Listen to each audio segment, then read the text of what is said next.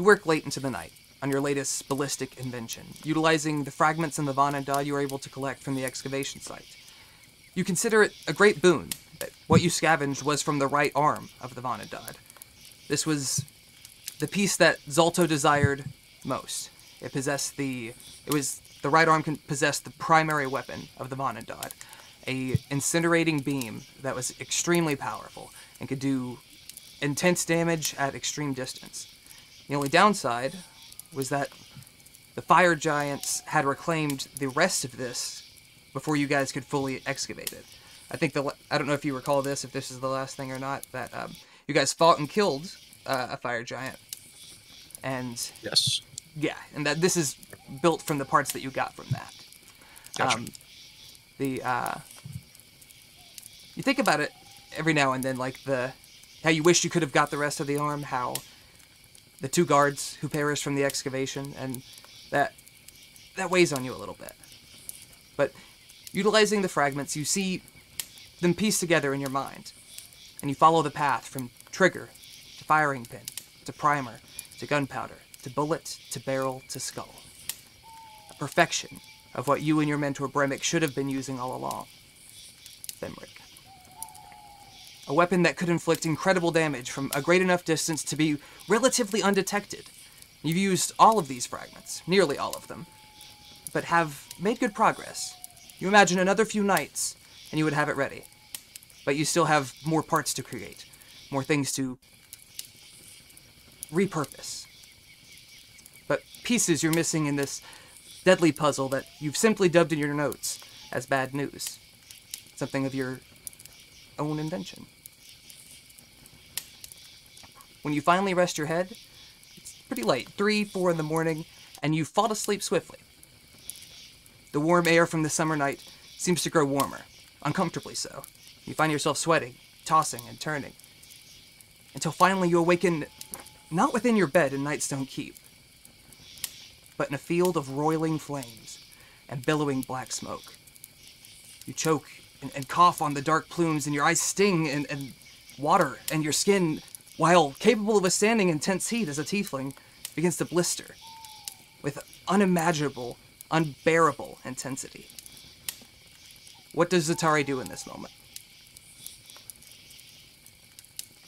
Zatari will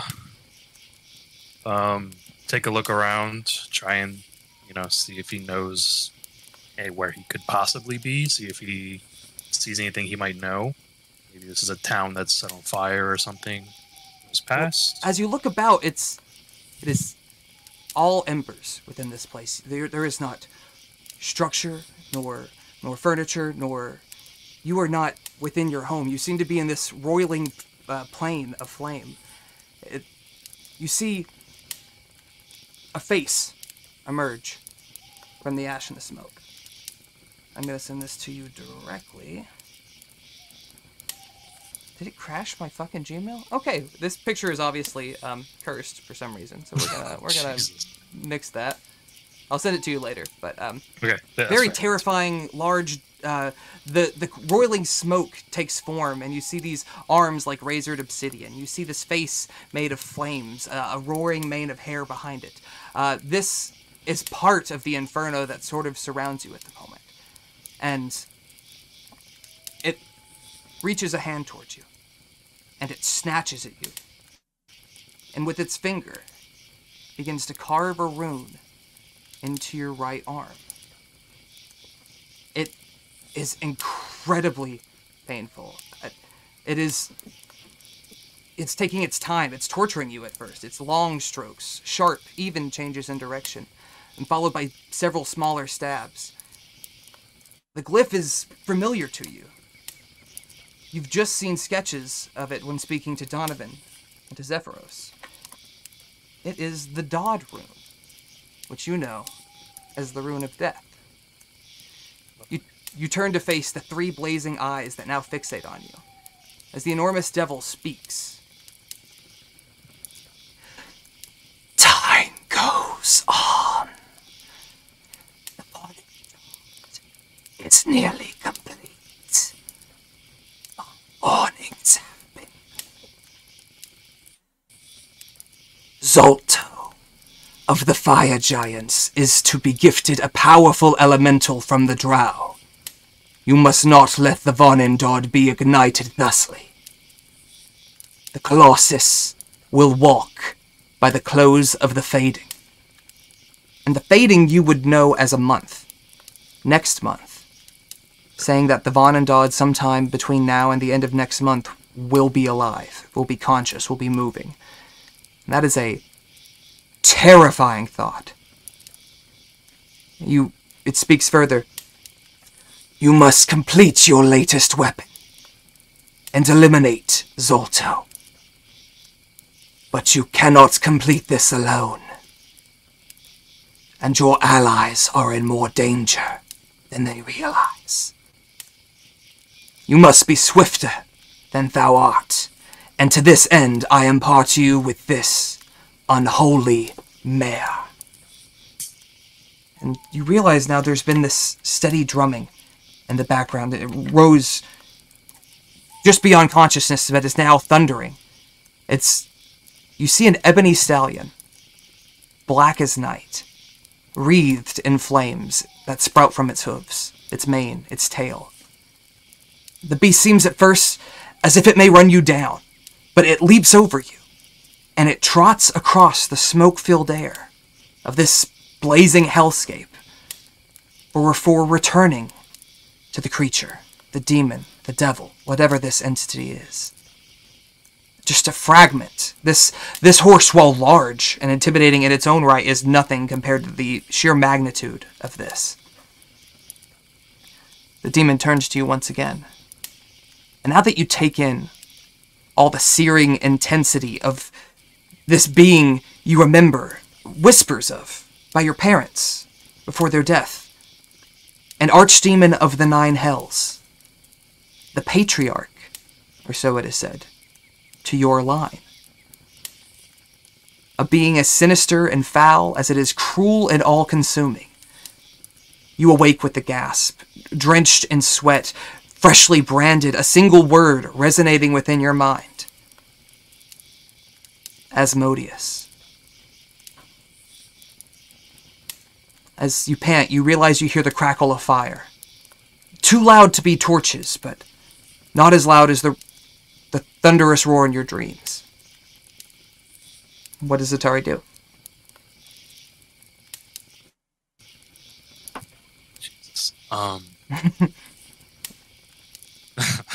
Zatari gets up and walks outside. Sees if everything is normal, and you find it difficult. As you go to stand, your bones ache, your muscles cramp. You stumble from your room, and you follow the sound to the balcony. You emerge on it, and you see the same steed, standing some 15 feet in the air, almost level with your eye line, and staring at you intently. It seems to be waiting for how you will initiate.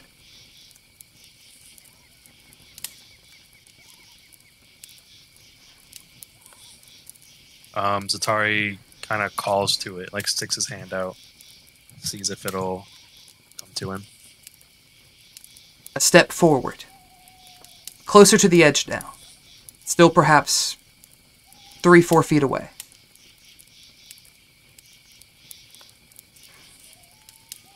Kind of talks to it. I can't jump that fall, lad. Need you to come a wee bit closer. A snort as the horse takes 2 more steps and is now within reach to where, were you to climb up on the railing, you could mount this horse. I'm gonna go ahead and do that. You leap onto the nightmare, and it immediately races through the skies northward, galloping for miles and hours. This creature with no saddle, no reins, no anything. You grip around the neck and are for the first several minutes are terrified. And you figure at this altitude that the chill would get to you, but the heat of the horse, while not painful, is just the right balance to make it comfortable. You gallop through till dawn and beyond, several hours into the day. You know where your friends went. You know it's a long way north. You head down to camp. Have an uneasy rest, but when you awaken, the nightmare is gone. What do you try to do to summon her?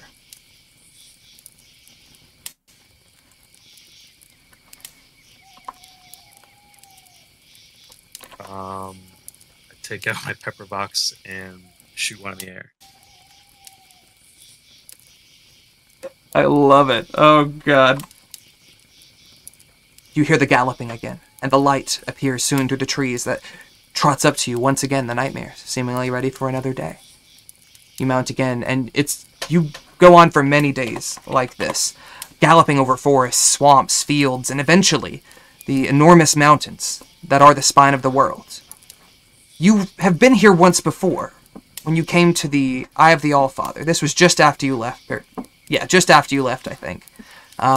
And it was several days to get up to the mountainside, and to see yourself galloping over them that much easier. It feels like progress in a live form, something that's tangible, that you can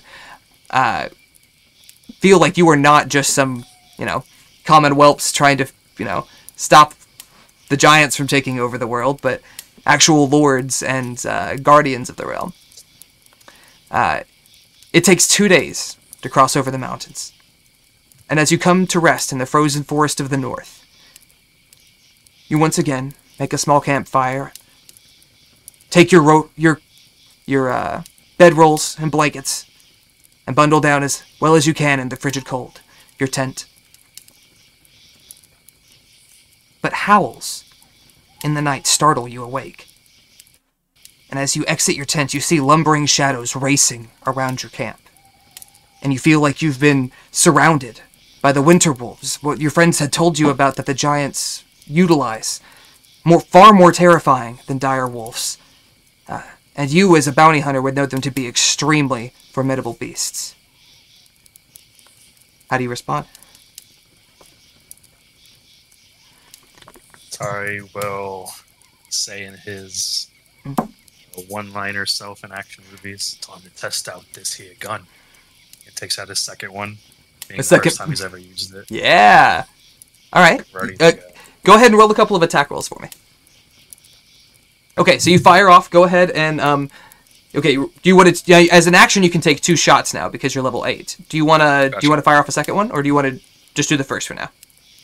We'll just do the first for now. Okay. 15. You watch as swirling through the trees, your bullet flies true. It's difficult to find a target or know even how many there are as they're shifting so far or so rapidly and just far enough from the firelight to be difficult to see. But as you do, you hear a whine, and you know that your shot was successful. You step out. One of them starts to lunge for you. You have a moment. Good. No, yeah, I was gonna say you have a moment to take an action or take a round. I'll say. I'll kind of do like a little side roll and take like a hip fire shot at it. Roll a dex save for me. See if this beats his attack roll. Oh, did that roll twice? 18. 18, pretty solid. Let me see. He gets to add. The claws come close, dangerously close to your face, before you dip your head and roll away from the side, and as you roll under it, fire off before rolling out of the way. Roll another shot for me. 14 meets. You fire again, and you gather that this was a different wolf than the first, but you see the dark blood appear. And now that you realize it, now that you're looking at it on a profile view rather than the form charging you, this is not a winter wolf. This is not a white-furred, monstrous-sized wolf that you've heard tell of. But the bounty hunter in you recognizes the dark fur, the monstrous form, the elongated features as a werewolf. You catch the beast in the abdomen, and it's enough to stun its attack and buy you another moment. But as you turn to assess the other wolves, you see one right by you. Not attacking. Standing on two legs, upright, perhaps 8 feet, scarred. And it begins to shift as the fur recedes. The ears shrink down, the snout recedes into the face, until you see a rough-looking half-orc man with tattoos across his body. And you, having been close with Goldbrand, would recognize him as an Uthgar. Maybe not a blue bear Uthgar, but similar style of tattoos. He looks at you. And You I have heard of. Are you not one of Goldbrand's new tribe? Yeah, I'm pretty freaking awesome. I have heard. Yes, I am. A weapon that fights with thunder and lodged in pieces of meteorite and metal. 'Tis a powerful thing. He raises an arm and lowers it down, and you watch as the figures stop circling. They're not shifting back, but they seem to be on a more passive note. Goldbrand had helped my people. He has freed us from Svardborg. Why do you race to the north at this time? Going to meet my friends. I have some interesting news to tell them. Do you know if you have just news to deliver? Do you know if they be... When I spoke to them, they said they were going to launch an attack on Storvald and his vessel, the frost giant who had enslaved us. You are going... You know a lot. I recently departed from your airship. An interesting experience. It's pretty cool, right? Do you know, you go to them now. Do you know where they are? I do. You would know that they're in the town Bremen, from what they last told you via communication through the mirror, which is Bergen's hometown. And Storvold was not at the Burg of the Frost Giants like they originally thought. They fought Frost Giants there, and freed a blue dragon, and did a bunch of other, or a white dragon, and freed the Uthgard slaves, the barbarian slaves.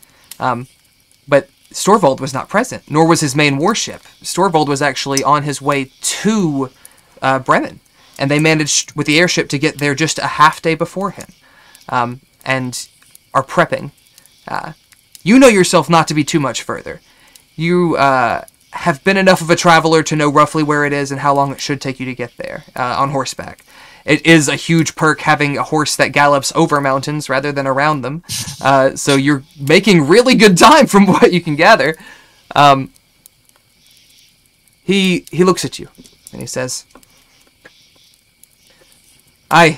if Goldbrand and you and your forces are to fight Storvold, it would be cowards if we were to not assist fighting that wretch. If you will lead us, me and the Grey Wolf tribe will follow you.